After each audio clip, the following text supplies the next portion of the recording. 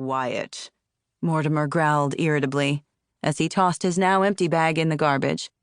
And when Valerian turned raised eyebrows his way, the man explained, "It feels like the quiet before the storm." Grimacing, he added, "I'm not looking forward to the storm." Valerian considered that as he tossed his own empty bag in the garbage, and then asked, "Is there anything in particular you're worried about?"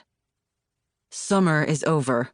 Fall is short, and soon winter will be here," Mortimer pointed out, his gaze dropping to the file in his hand. Valerian hadn't noticed what he was carrying, but now glanced at the file with curiosity and read Angel Maker on the tab. He felt his body tense.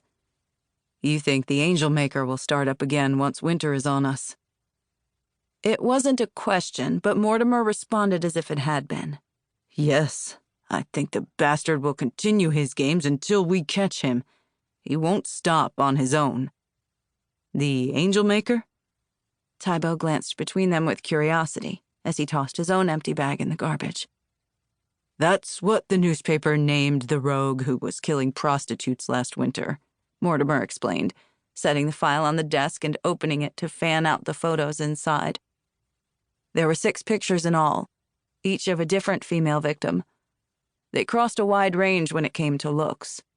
One was a small, thin blonde, another a chunky brunette, another a tall, voluptuous redhead, and so on. The Angel Maker apparently didn't have a type. The only thing that connected the murders was that the women were prostitutes, all left completely bloodless, and found lying on the snowy ground, naked, flat on their backs, with their hands clasped to their chests, and the outline of wings impressed into the snow around them. From what they could tell, the killer made a snow angel and then posed the dead women in the impression in the snow.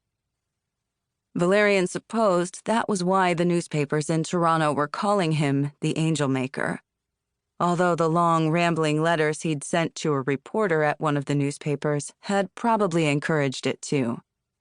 In them, the killer had gone on about turning whores into angels to save their souls. Like he was doing the women some kind of favor by killing them, he thought with disgust. Sighing, Valerian let his gaze sweep over the pictures of the victims one more time. "I didn't know the newspapers had a name for him," Tybo commented, his gaze still fixed on the photos. "When I left to visit my family last winter, you said you were going to send someone to wipe the memories of those deaths from both the police and reporters in the know. I did. Esha and Mirabeau went to take care of that," Mortimer told him.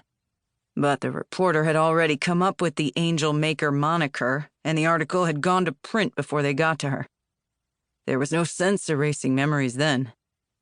Though they did haze the memories a bit with the police and reporters, so they wouldn't pursue it further and search for the killer.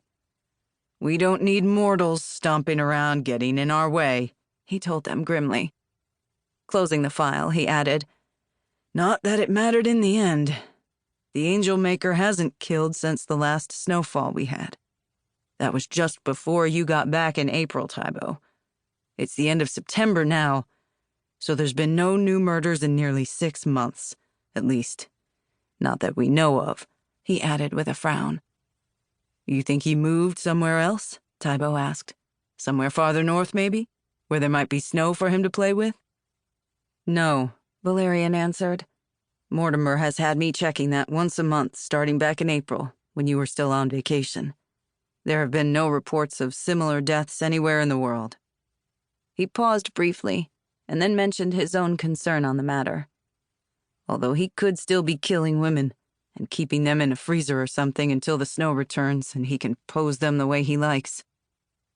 When Mortimer glanced at him sharply at that comment, Valerian shrugged and pointed out, "Serial killers don't usually just stop killing. They pretty much have to be caught to be stopped." "Yeah." Mortimer peered down at the closed file unhappily. "Maybe we should look into whether any prostitutes have gone missing since the last victim."